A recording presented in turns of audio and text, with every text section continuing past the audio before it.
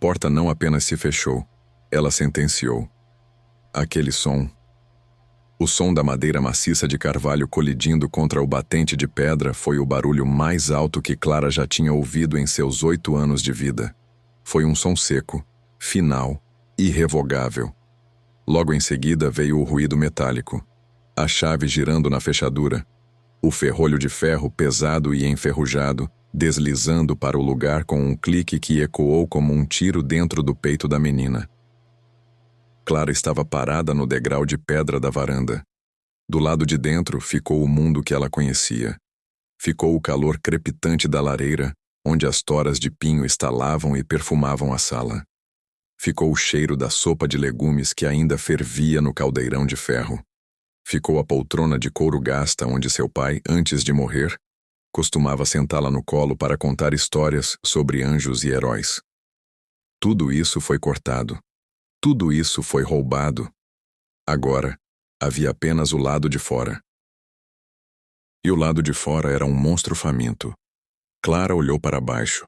Seus pés, calçados em botinas velhas que pertenceram a um primo distante, já estavam afundando na fina camada de neve que cobria o alpendre. O frio não esperou. Ele não pediu licença.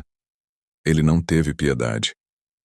Como uma besta invisível feita de ar e gelo, o vento noturno avançou sobre ela. Primeiro, ele atacou o rosto.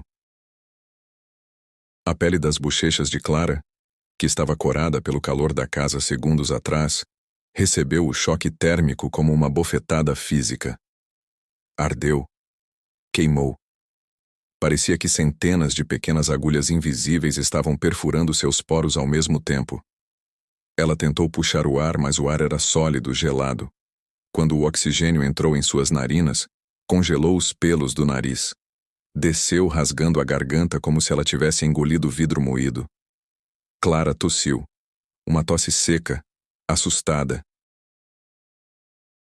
O vapor de sua respiração formou uma nuvem branca diante de seus olhos, a única prova de que ela ainda estava viva naquele cenário morto. Mas suas mãos, as mãos dela não estavam vazias. Contra o peito, apertado com uma força que seus braços finos e desnutridos não deveriam ter, estava ele. O diário. A capa de couro vermelho estava gasta nas bordas. Tinha o cheiro de tabaco antigo e lavanda, o cheiro misturado de seu pai e de sua mãe.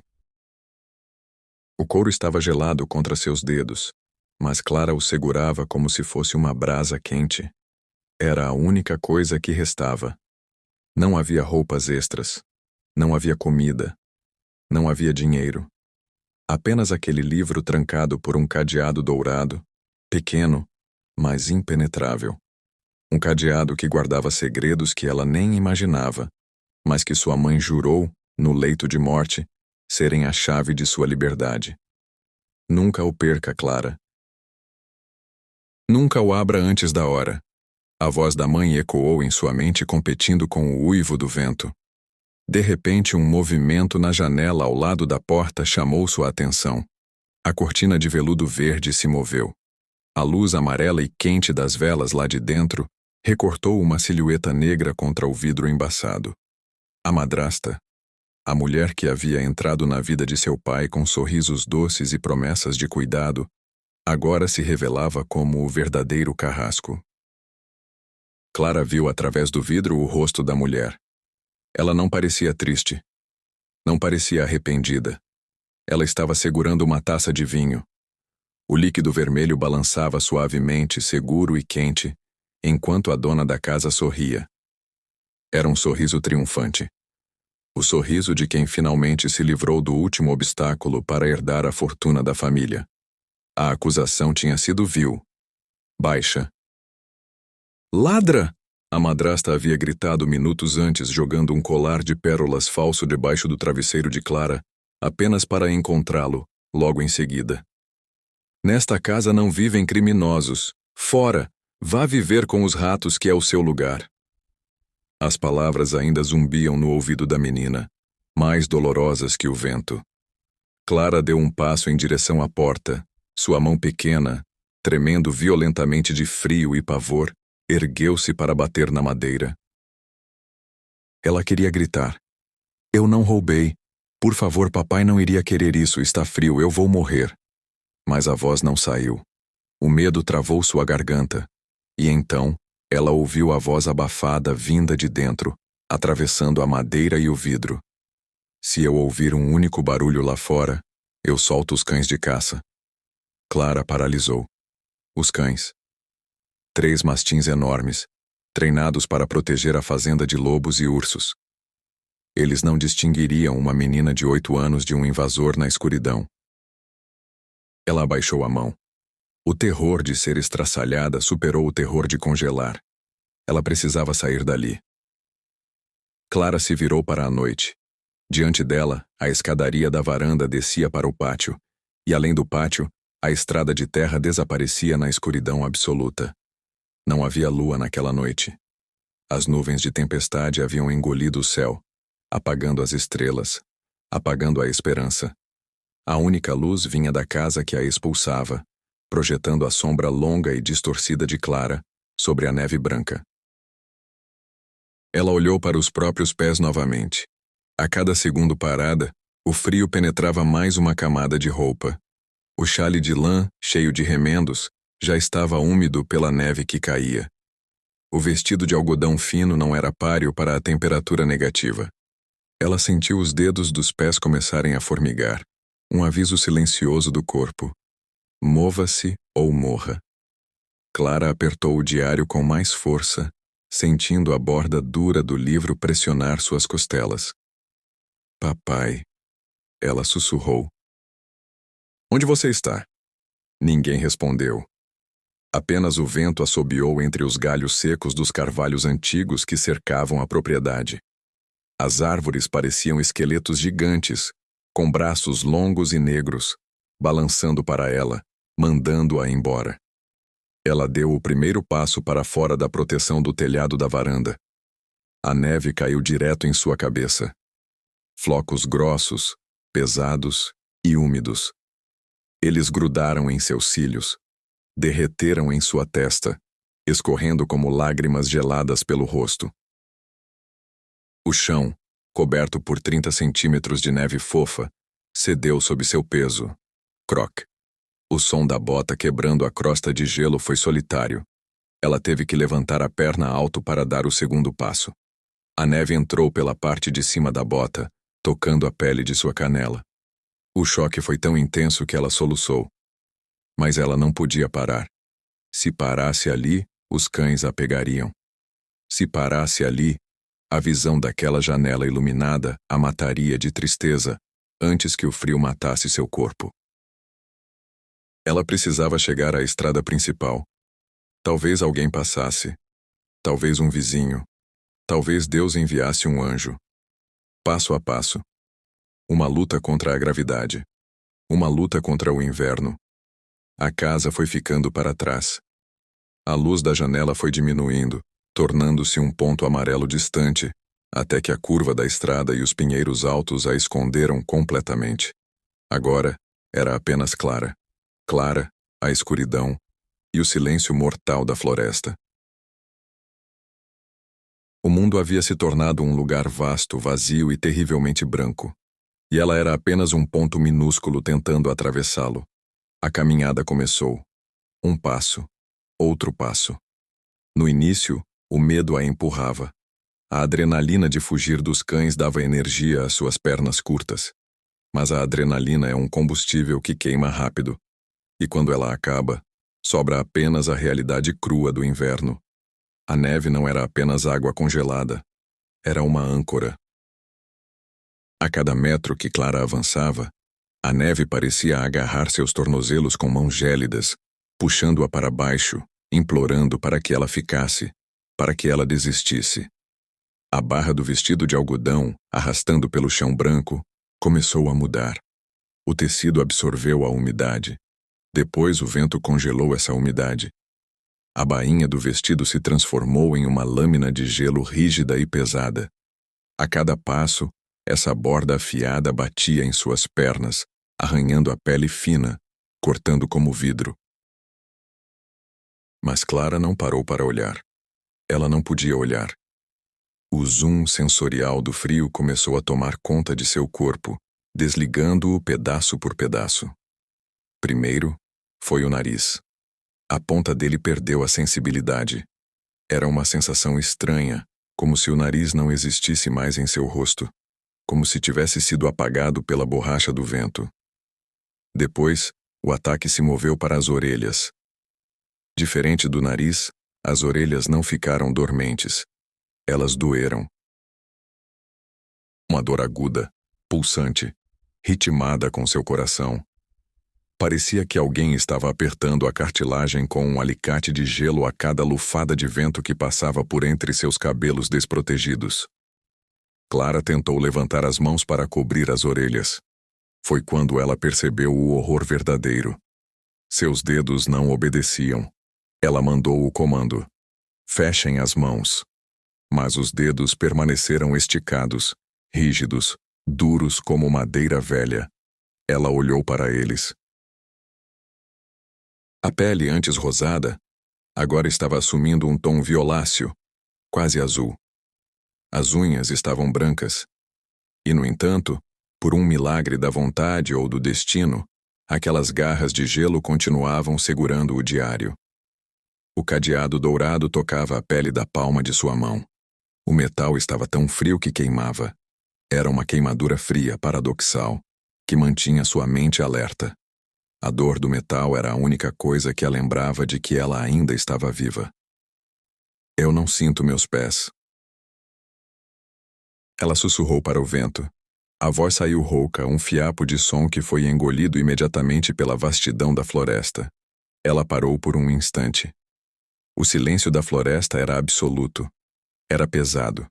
Não havia grilos. Não havia corujas. Não havia o farfalhar de folhas, pois todas haviam caído ou estavam petrificadas pelo gelo. A natureza inteira estava escondida. Os esquilos estavam em suas tocas. Os ursos dormiam em cavernas profundas. Até os lobos sabiam que aquela não era uma noite para caçar. Apenas Clara estava exposta. Uma lágrima escapou de seu olho esquerdo, espremida pela dor. Ela não teve tempo de escorrer. Congelou na metade da bochecha, transformando-se em um pequeno cristal de tristeza colado à sua pele. Eu vou morrer aqui, pensou ela. E o pensamento não veio com pânico. Veio com uma calma assustadora. Dizem que o estágio final da hipotermia traz uma ilusão de calor. Uma vontade doce e terrível de deitar na neve macia, fechar os olhos e dormir para sempre. Os joelhos de Clara cederam. Ela caiu de quatro na estrada. As mãos afundaram na neve até os pulsos. O frio mordeu seus braços desprotegidos. Ela olhou para frente. A estrada era um túnel branco sem fim. Mamãe. Ela chamou baixinho. Vem me buscar. A visão começou a embaçar. As bordas do mundo ficaram escuras. O sono mortal estava chegando. Mas então, o chão vibrou. Clara sentiu a vibração nos joelhos antes de ouvir o som. Algo pesado estava batendo na terra congelada. Ela levantou a cabeça com esforço, como se o pescoço pesasse uma tonelada. Luzes. Lá longe, na curva da estrada, 2 pontos amarelos romperam a escuridão. Lampiões. A esperança acendeu no peito de Clara como um fósforo riscado dentro de uma caverna escura. A adrenalina voltou, violenta, forçando o coração cansado a bater rápido. Alguém vinha pela estrada. Não era um animal. Animais não carregam luz. Eram pessoas, gente, calor, resgate. Ela reuniu forças que não tinha. Apoiou-se no diário para não afundar a mão na neve e se ergueu, cambaleando. O som ficou mais alto. O ritmo inconfundível de cascos ferrados batendo na pedra e na terra dura. Eram 4 cavalos. Uma carruagem grande. Socorro! Clara tentou gritar, mas a voz falhou. Saiu apenas um chiado. Ela tossiu, limpou a garganta congelada e tentou de novo, agitando os braços rígidos acima da cabeça. Aqui! Por favor! Eu estou aqui! A carruagem se aproximou rapidamente. Era um veículo negro, elegante, com detalhes em ouro que brilhavam sob a luz dos lampiões laterais. Os cavalos bufavam, soltando jatos de vapor pelas narinas, fortes, poderosos, imparáveis. Clara se arrastou para o meio do caminho. Ela precisava ser vista. Ela precisava bloquear a passagem. O cocheiro estava lá em cima, envolto em camadas grossas de pele de urso e lã. Ele usava um chapéu que cobria metade do rosto. A luz dos lampiões iluminou Clara. Ela sabia que ele a tinha visto. Era impossível não ver. Uma mancha pequena e escura no meio do tapete branco imaculado. Uma criança sozinha, com os braços erguidos, segurando um livro vermelho. Os olhos do cocheiro encontraram os de Clara. Por um segundo que durou uma eternidade, o tempo parou. Clara viu o rosto dele, viu os olhos cansados e irritados. Ela esperou o puxão nas rédeas. Esperou o som dos freios. Esperou a porta se abrir e uma mão quente se estender. Eles vão parar. Eles têm que parar. Mas o cocheiro não puxou as rédeas. Pior. Ele levantou o braço direito. Na mão dele havia um chicote longo de couro trançado. Ele olhou para a menina no meio da estrada não com piedade, mas com aborrecimento. Como se ela fosse um tronco caído ou um animal sarnento atrapalhando a viagem de seu patrão. "Saia da frente!" ele gritou. A voz dele competiu com o vento. E então, o estalo. Clac! O chicote cortou o ar, estalando centímetros acima da cabeça de Clara. O medo instintivo a fez se jogar para o lado. Ela caiu na vala lateral da estrada, onde a neve acumulada era ainda mais funda. A carruagem não diminuiu a velocidade. Pelo contrário, acelerou. As rodas enormes cobertas de lama congelada e detritos passaram girando furiosamente a meio metro do rosto de Clara.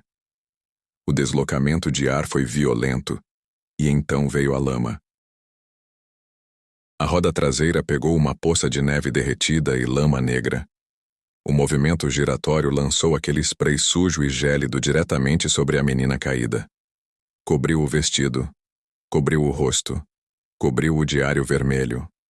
A carruagem passou rugindo como um trovão de madeira e ferro.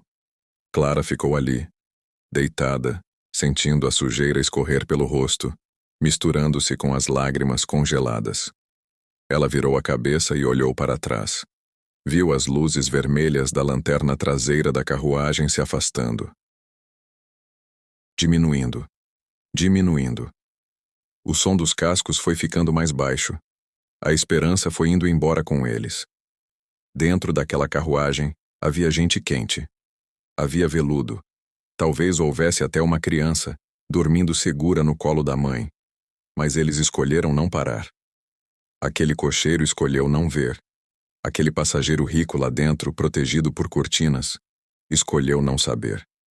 A indiferença humana era mais fria que a neve. O vento voltou a uivar, agora parecendo zombar dela. "Você não é nada", o vento dizia. "Ninguém se importa." Clara tentou se levantar, mas seus braços falharam. Ela caiu de cara na neve suja. O frio, que antes doía, agora estava mudando. A dor estava sumindo. Uma onda de calor suave começou a subir pelos seus pés.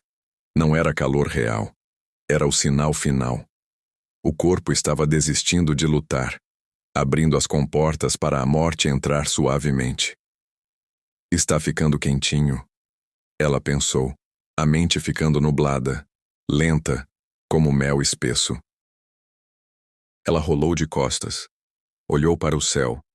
As nuvens de tempestade se abriram por um breve momento. Lá no alto, muito longe, uma única estrela brilhou. Pálida, distante. Ela parecia um olho divino observando a tragédia lá de cima. Será que Deus também está com frio? Clara se perguntou. Sua respiração estava ficando mais rasa. O peito subia e demorava para descer. O coração batia. Tum, tum. O diário escorregou de seus dedos dormentes pela primeira vez. Caiu na neve ao lado de sua mão aberta. A neve começou a cair mais forte, cobrindo o vermelho do couro com um lençol branco, cobrindo as pernas de Clara, preparando-se para sepultá-la ali mesmo, à beira da estrada da indiferença.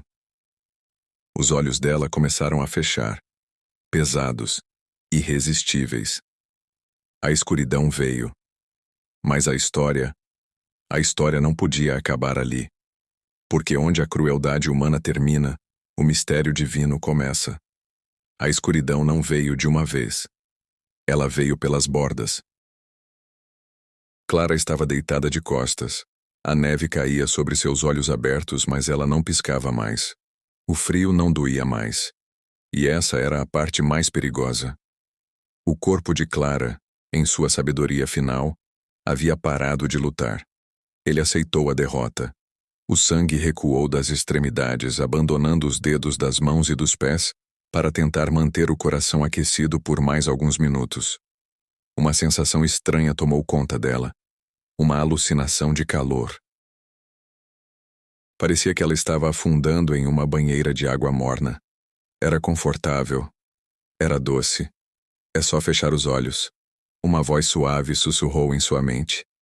É só dormir. E a dor acaba. A neve ao redor dela começou a parecer um colchão de penas macias.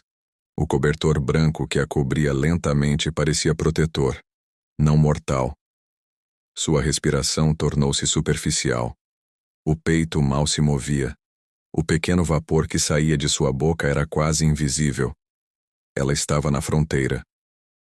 Um pé na terra, outro na eternidade. Mas então, algo quebrou o silêncio da morte. Não foi uma luz. Não foi uma voz. Foi um cheiro. Um cheiro forte, almiscarado, vital. Cheiro de pelo molhado e respiração animal quente. Cortou o ar estéril e gelado da neve como uma faca. E então, o toque. Algo quente e áspero passou pelo rosto dela. Do lado esquerdo da bochecha, que já estava dormente como pedra, ela sentiu uma língua. Larga, úmida e quente como uma toalha fervendo. A sensação foi tão chocante, tão estranha àquele mundo congelado, que funcionou como um desfibrilador. Os olhos de Clara se arregalaram um pouco. A língua passou de novo. Lambeu a neve de seus cílios. Lambeu a sujeira da lama deixada pela carruagem. Ela tentou focar a visão embaçada. Acima dela, uma criatura negra e enorme. Um focinho longo, 2 olhos castanhos e inteligentes que a encaravam com uma curiosidade urgente. Era um cachorro. Um cão-pastor gigantesco com pelos grossos que cheiravam a floresta e vida. O cachorro soltou um ganido baixo, choroso. Ele sabia o que era a morte. Ele já a tinha visto antes. E ele estava tentando afastá-la daquela menina. Ele empurrou o focinho contra o pescoço dela, onde o pulso ainda batia fraco. O calor da respiração do animal aqueceu a pele da garganta de Clara. Ela tentou levantar a mão para tocar o animal, mas o braço não se moveu.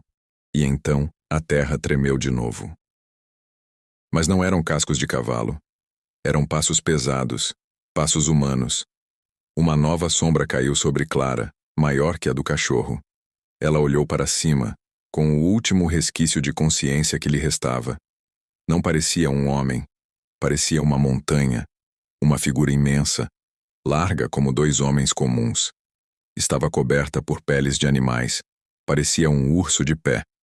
Uma barba longa e grisalha cobria quase todo o rosto, deixando apenas 2 olhos profundos visíveis sob sobrancelhas grossas e nevadas.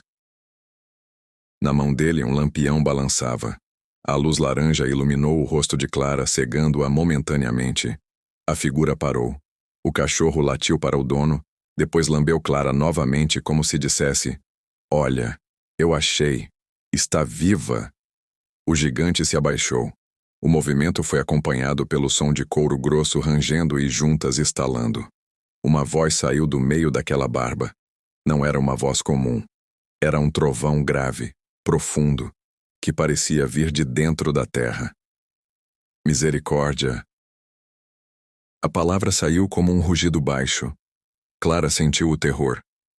Seria aquele o ogro das histórias que seu pai contava? O monstro da floresta que comia crianças perdidas?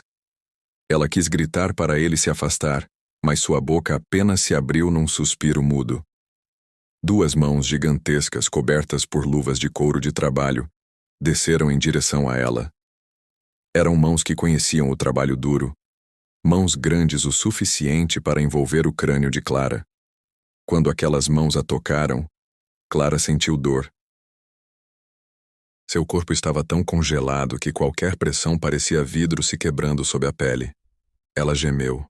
Um som fraco, agudo. O gigante parou por um segundo ao ouvir o gemido. Ele ajustou a pegada, tornando-se surpreendentemente gentil para alguém daquele tamanho. Com um movimento único e fluido, ele a ergueu da neve. Para ele, ela parecia pesar menos que um saco de penas. Clara sentiu o mundo girar. De repente, ela não estava mais no chão gelado. Ela estava pressionada contra o peito largo daquele homem-urso. O casaco dele era de lã grossa e áspera. Cheirava a fumaça de madeira de pinho, suor antigo e, estranhamente, a ferro frio. A barba dele roçou na testa dela. Era pinicenta, cheia de cristais de gelo. "Sombra, pegue o livro!" O gigante rosnou para o cachorro. Clara sentiu um pânico súbito. O diário. Ela tentou olhar para baixo. Viu o cachorro preto pegar o diário vermelho com a boca, com um cuidado impressionante para não marcar o couro com os dentes, e trotar ao lado do dono. O gigante começou a andar. Cada passo dele era um balanço longo e firme. Clara, exausta, aterrorizada, mas finalmente fora da neve, não aguentou mais. A cabeça dela pendeu contra o ombro duro daquele estranho. O cheiro de fumaça encheu seu nariz, substituindo o cheiro da morte branca. Os olhos dela se fecharam. E a escuridão finalmente a levou. Mas desta vez não era a escuridão fria da estrada. Era a escuridão confusa, balançante e cheia de fumaça dos braços de um salvador desconhecido. O diário estava aberto, mas as páginas visíveis estavam em branco. Por um segundo o coração de Clara parou. Teria sido tudo em vão? Teria seu pai deixado apenas um caderno vazio? Tobias, no entanto, não parecia surpreso. Ele conhecia a mente de Arthur. Ele conhecia os truques de um homem que precisava proteger sua família de cobras que dormiam na mesma cama. "Olhe bem, Clara", disse o ferreiro, apontando com o dedo grosso e sujo de fuligem para a contracapa interna. "O couro é mais grosso aqui." Ele pegou um estilete fino em sua bancada. Com a precisão de um cirurgião, Tobias deslizou a lâmina pela borda da costura interna. Não houve rasgo. Apenas a liberação de um compartimento secreto que sempre esteve ali, esperando. De dentro do forro falso, ele puxou um envelope de papel manteiga, selado com cera vermelha. O selo tinha o brasão da família de Clara. Tobias entregou o envelope para a menina. "É para você." As mãos de Clara, agora aquecidas e alimentadas, pararam de tremer por um instante. Ela quebrou o selo. O som da cera se partindo foi o som do destino mudando de direção. Ela desdobrou os documentos. Havia escrituras com carimbos oficiais do governo. Havia títulos bancários. Mas por cima de tudo havia uma carta. A letra era inconfundível, inclinada, firme, com a tinta levemente borrada em alguns pontos, como se quem escreveu estivesse chorando. Clara começou a ler em voz alta. Sua voz era frágil, mas ganhava força a cada palavra. "Minha amada Clara, se você está lendo isto é porque eu não estou mais aí para segurar sua mão. E se este diário precisou ser aberto, é porque meus piores medos se confirmaram. Eu sei que ela cobiça as terras. Eu vi como ela olhava para o cofre enquanto eu adoecia. Eu vi a crueldade escondida nos sorrisos dela quando achava que eu estava dormindo. Por isso eu menti. Eu disse a ela que estava falido. Mas a verdade, minha filha, está nestes papéis. O moinho, a casa, as terras do vale e todo o ouro que guardei no Banco Real da capital. Nada disso pertence à viúva. Tudo foi passado para um fundo de tutela irrevogável em seu nome, 3 dias antes de eu me deitar para morrer. Este diário é a chave mestra. O testamento público é uma farsa. Este é o verdadeiro.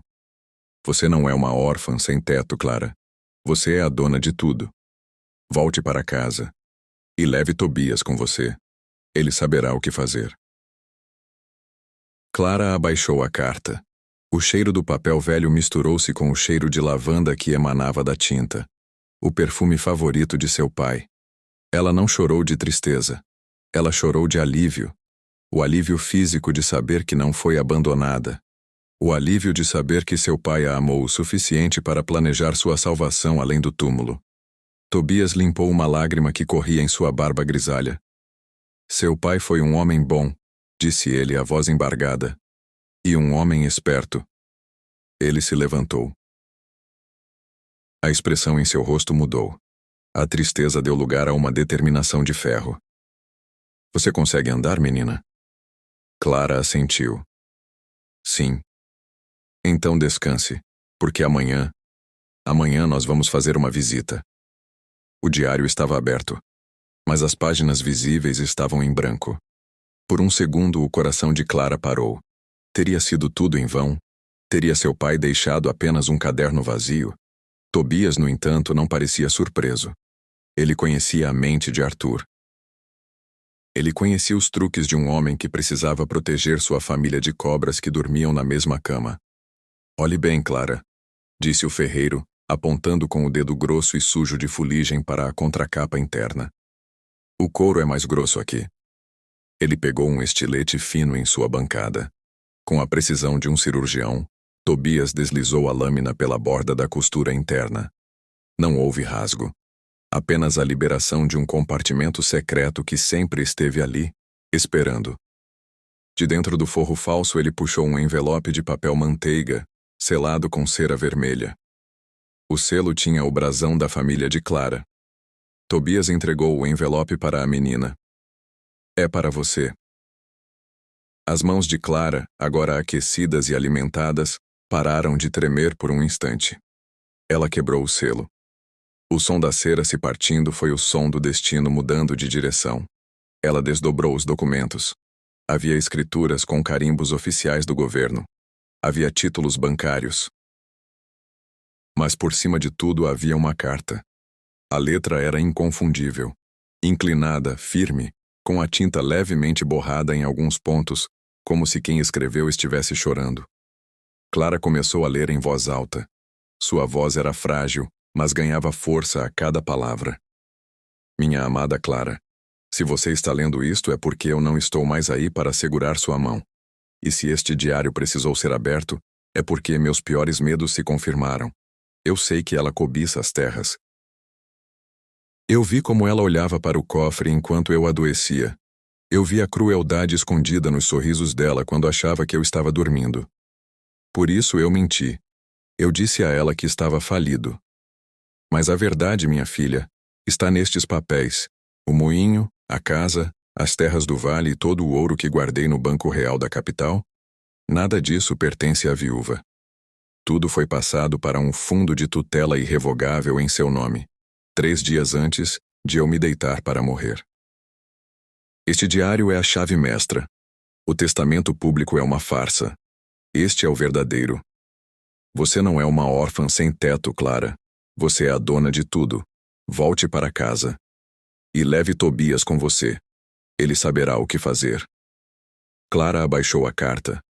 O cheiro do papel velho misturou-se com o cheiro de lavanda que emanava da tinta. O perfume favorito de seu pai. Ela não chorou de tristeza. Ela chorou de alívio. O alívio físico de saber que não foi abandonada. O alívio de saber que seu pai a amou o suficiente para planejar sua salvação além do túmulo. Tobias limpou uma lágrima que corria em sua barba grisalha. Seu pai foi um homem bom, disse ele, a voz embargada. E um homem esperto. Ele se levantou. A expressão em seu rosto mudou. A tristeza deu lugar a uma determinação de ferro. Você consegue andar, menina? Clara assentiu. Sim. Então descanse, porque amanhã nós vamos fazer uma visita. O sol da manhã seguinte não pediu desculpas pela tempestade da noite anterior.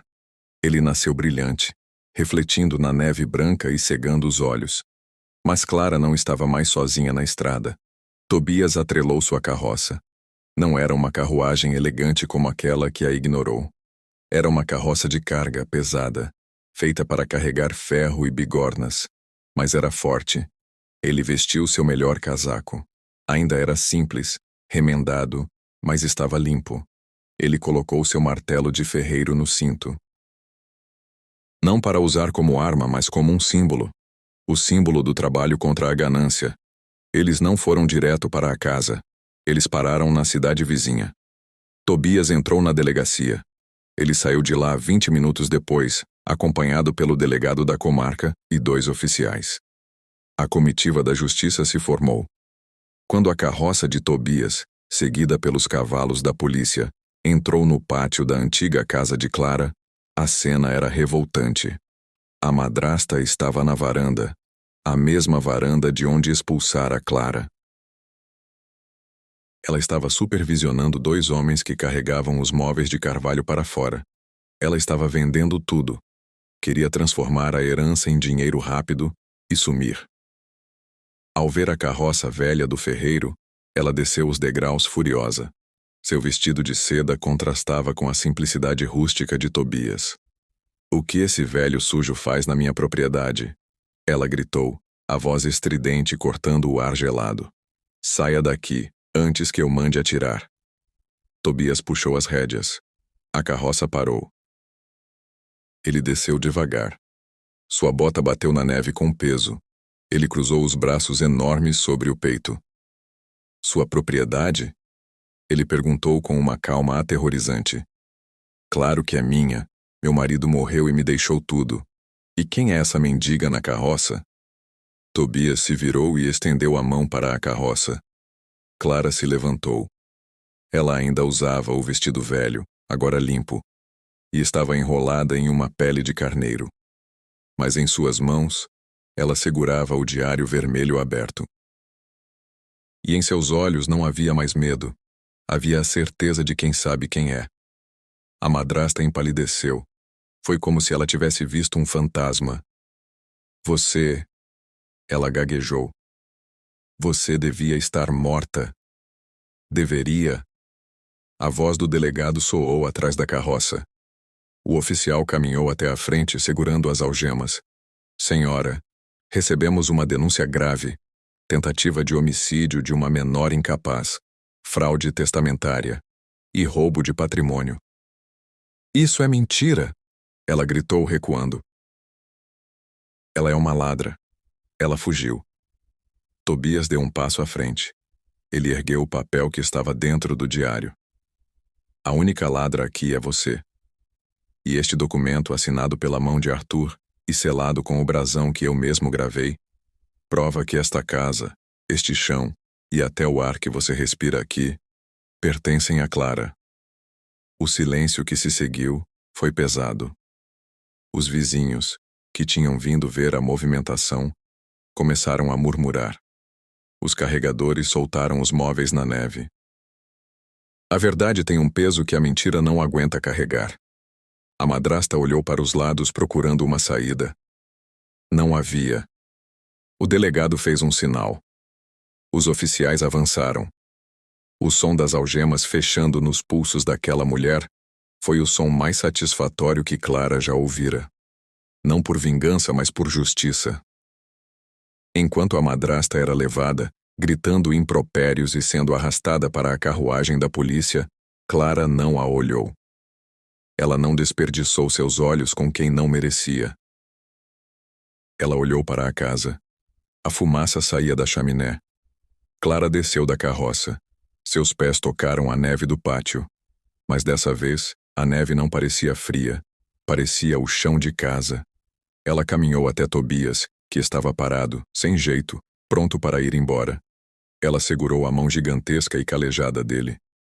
"Onde você vai?" Ela perguntou. "Voltar para minha cabana, menina. Meu trabalho está feito." "Não", disse Clara, firme. "O moinho precisa de um gerente honesto. A casa é muito grande para uma menina sozinha. E eu preciso de um avô. O velho ferreiro, o homem de ferro e gelo, que não chorava desde que era menino, Sentiu os olhos transbordarem. Ele apertou a mãozinha dela. Sombra! Ele chamou o cachorro. Vamos entrar. Estamos em casa. Clara cresceu. Sob sua gestão e com a ajuda de Tobias, o moinho prosperou como nunca. O vilarejo em volta floresceu. Ela se tornou conhecida não como a menina rica do moinho, mas como a senhora da porta aberta.